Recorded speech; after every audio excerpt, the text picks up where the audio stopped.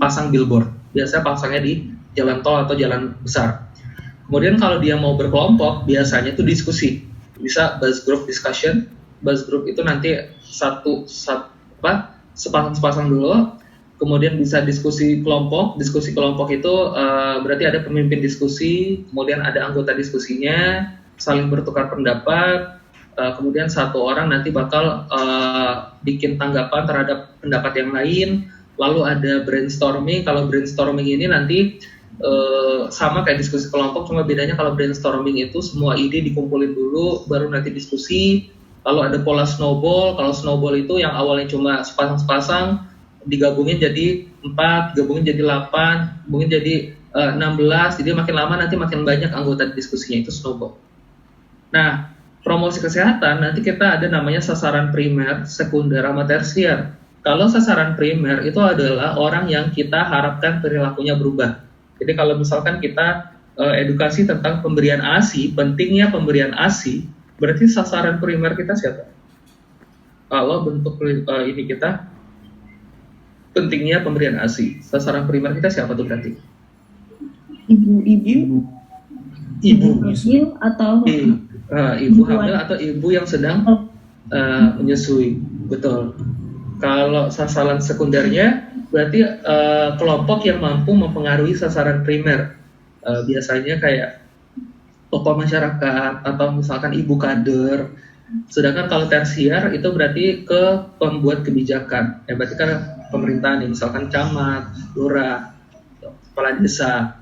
Nah, sekarang kita masuk ke sistem rujukan. Rujukan itu nanti berdasarkan tingkatannya, ada rujukan vertikal. Vertikal itu berarti dia dari atas, vertikal kayak dari PKM ke RS tipe D, RS tipe D ke tipe C ke tipe B, tipe B ke tipe A, itu vertikal. Kalau horizontal berarti antar sesama rumah sakit, B ke B, A ke A, C ke C.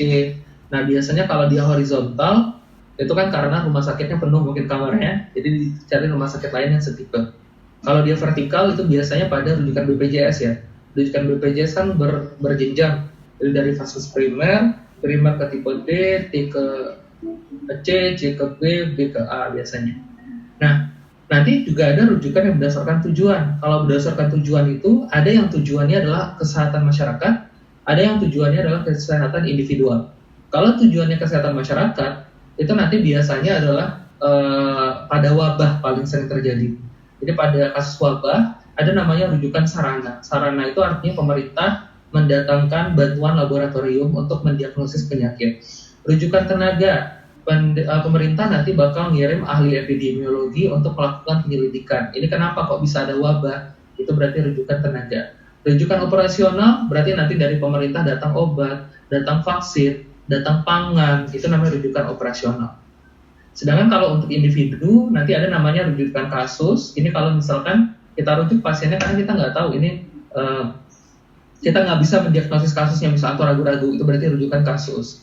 Ada rujukan bahan atau spesimen, misal mau cek BTA, ternyata reagen BTA-nya habis, lalu dahak pasiennya kita kirim ke rumah sakit sebelah untuk dicek, itu namanya rujukan bahan atau spesimen. Sedangkan kalau rujukan ilmu pengetahuan itu biasanya mendatangkan ahli untuk melakukan pelatihan, mungkin untuk membantu mendiagnosis suatu penyakit, itu namanya rujukan ilmu pengetahuan. Nah, rujukan itu juga bisa dibagi menjadi interval, split, kolateral, sama cross. Interval referral itu artinya dokternya itu merujuk pada satu dokter yang lain pada jangka waktu tertentu, dan selama pasien di dokter yang lain, dokter awal itu tidak menangani pasien itu.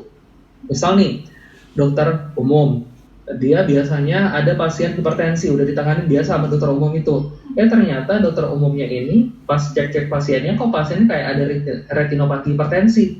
Terus dirujuklah ke dokter mata. Nah, selama di dokter mata nggak ditangani dulu sama dokter umumnya, itu namanya interval referral. Lalu split, kalau split itu berarti dirujuk ke lebih dari satu dokter untuk jangka waktu tertentu, dan dokter awal tidak ikut. Artinya ini kayak interval tapi lebih banyak dokternya. Jadi kalau interval cuma satu dokter, pada split banyak dokter. Lalu ada lagi namanya kolateral. Kalau kolateral itu berarti kita barengan menangani masalah pasiennya. Kalau di rumah sakit itu kayak rubber satu pasien, ternyata pasiennya awalnya datang DM, Terus ternyata ada ulkusnya, jadi diraba sama bedah, itu namanya kolateral.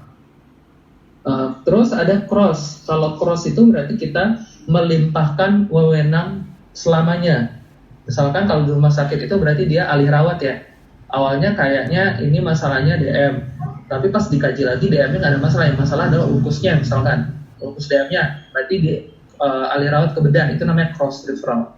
Atau bisa juga dokter umum udah menangani pasien ini, tapi dokter umum ini ternyata mau pindah ke kota lain, sehingga dia limpahkan pasiennya ke dokter umum di kota tersebut. Nah, itu namanya cross referral juga. Jadi melimpahkan wewenang untuk selamanya. Jadi dia nggak nangani pasien itu lagi. Gitu. Ada pertanyaan sampai sini?